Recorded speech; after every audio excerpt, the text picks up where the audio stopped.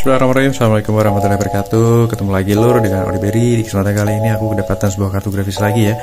Jadi dari kubu hijau Nvidia GeForce GTX 1050 Ti dari brand Gigabyte ya guys ya. Jadi ini aku dapetin seri dual fan-nya Gigabyte ya, untuk seri WindForce 2 kali cooling system.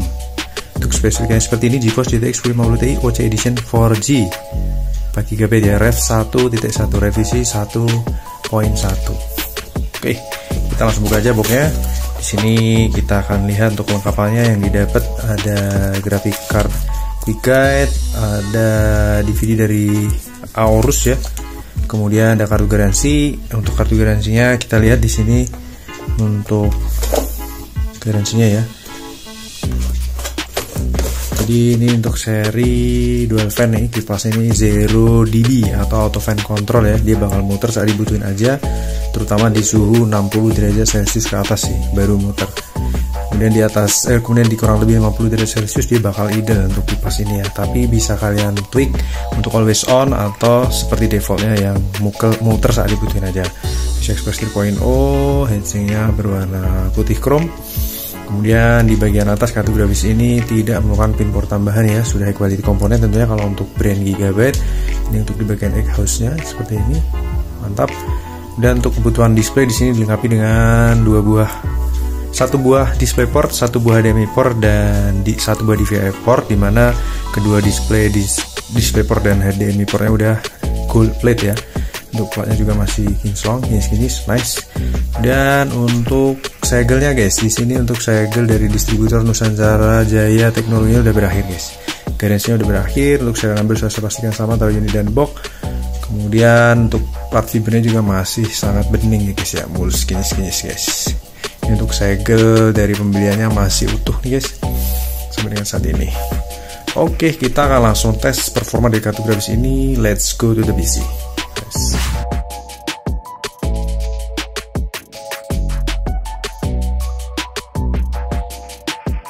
Oke, jadi kita seperti langkah awal kita buka hardware info dulu. Kita pantau di sini suhu di 36 derajat Celcius ya saat ini. Suhu posisi di 38 derajat Celcius, di kipas tuh 0 RPM atau 0 decibel. Jadi dia bakal muter saat dibutuhin aja untuk teknologi dari brand Gigabyte. Oke, kita langsung jalanin dulu sobat-sobat pendukungnya. Untuk reload semua ya kita taruh di layar guys, kita pantau. Jadi ini untuk seri 1050 Ti dari Gigabyte, non pin power tambahan ya, non pin power. Oke, untuk GPU Z kita reload di sini, kita look up MSI Afterburner di sini ya, dia berjalan secara default ya. Oke, seri Gigabyte GTX 1050 Ti OC Edition.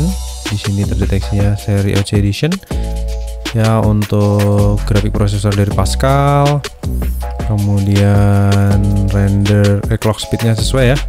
1316, 1752, 1430. Render config juga sesuai 768, 3248. Nice.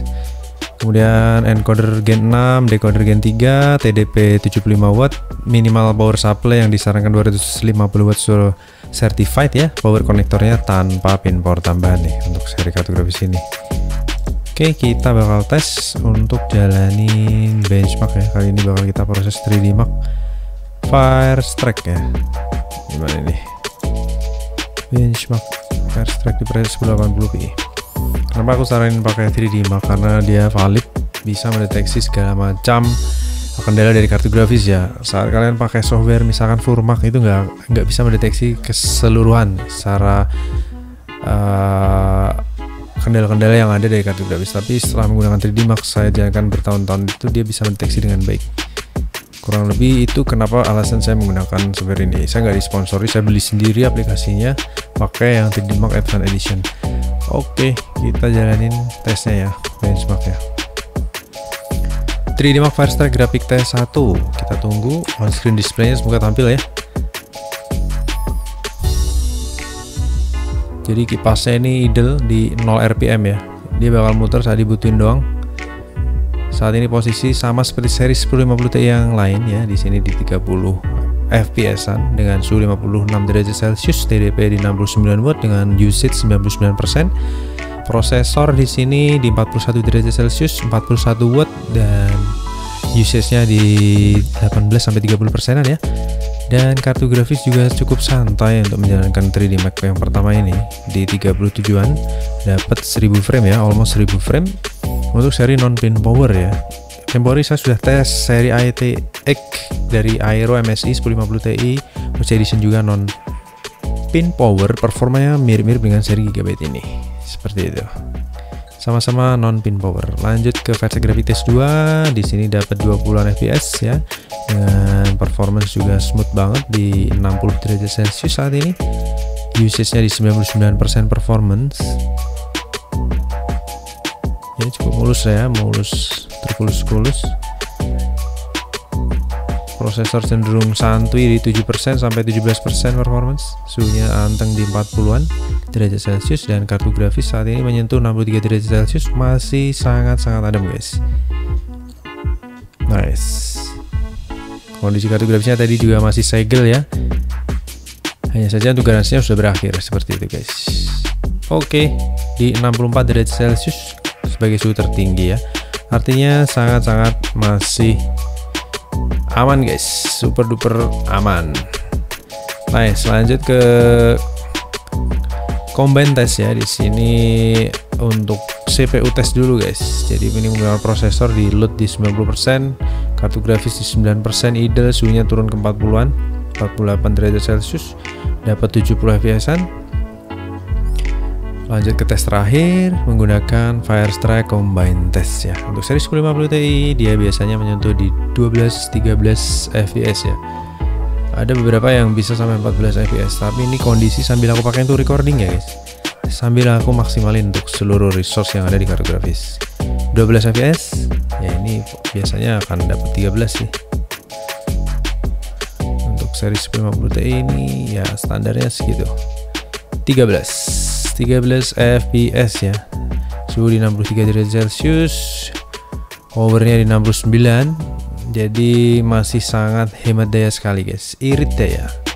Oke, jadi kesimpulan untuk kartu grafis ini super duper irit daya, non pin power dengan watt itu antara 35 sampai maksimal di 70 watt. Kemudian suhunya juga adem banget, maksimal load di 99% performance itu dapat 43 atau 64,3 derajat Celcius. Saat ini sudah berangsur turun di 0 RPM, kipasnya lebih sering idle.